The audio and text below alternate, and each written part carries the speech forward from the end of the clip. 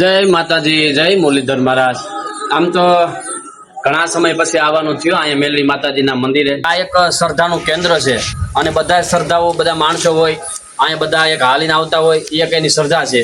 અને ઘણા બધા માતાજી મેલડી માતાજીની કોઈ માનતા લઈને આવતું હોય તો અને માં જે કોઈના દીકરા દેતી હોય તો એ અહીંયા ઘણા બધા ફોટા પણ છે। ઘણા બધા એવા શ્રદ્ધાળુ છે કે ઘણા અહીંથી 150 કિલોમીટર થી અમે સાંભળેલું છે, અમે જોયેલું છે। તો એ ત્યાંથી પણ ઘણા બધા એવા માણસો છે કે અહીંયા હાલીને આવે અને એ અહીંયા આરામ કરે। તો આ એક શ્રદ્ધાનું કેન્દ્ર છે।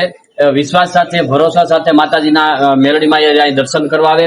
અહીંથી જામકાથી 3 કિલોમીટર અને અહીંથી બાજુમાં એક આંબલિયાળા ગામ છે, એ અને બે ગામના હિમાડાની વચ્ચે આ ભગવતી અમારી આ મેલડીમાં બેઠા એટલે શ્રદ્ધાનું એક કેન્દ્ર છે। અને મારા ખ્યાલ પ્રમાણે આજથી 16 કે 17 વર્ષ પહેલા માતાજીનો એક હવા વેતનો થોડો હતો અને બધા અહીંયા આ મોટા ભાઈ દેખાડશે, આ બધી મોટી પીપળ્યું છે ટૂંકમાં। તો આ પીપળની વચાળે મારા ખ્યાલ પ્રમાણે બધા આ જામકા અને અથવા આંબલિયાળા બાજુમાં ગામ છે, ત્યાંથી બધા અહીંયા ભેંસું બાંધતા અથવા ગાયું બાંધતા અને અહીંયા બધા ટૂંકમાં ટિફિન એનું જે કઈ ભાત હોય જમતા થાય। એ મારા ખ્યાલ પ્રમાણે મને પણ ખબર છે, આવી બધી વડીલો પાસેથી વાત પણ સાંભળેલી છે।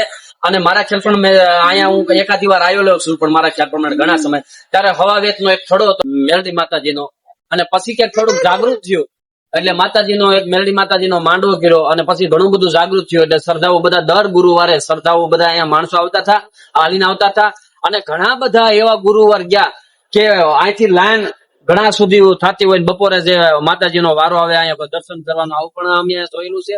અને પછી ઘણા સમય સુધી એક માતાજીની એક ઝૂંપડી રહી, માતાજી એક ઝૂંપડીમાં હતા અને પછી થોડુંક એવું થયું એટલે માતાજીનું સારામાં સારું મંદિર બન્યું અને રસોડું પણ હોય, ગમે ત્યારે કોઈ માણસ આવે તો રસોડું પણ અહીંયા છે।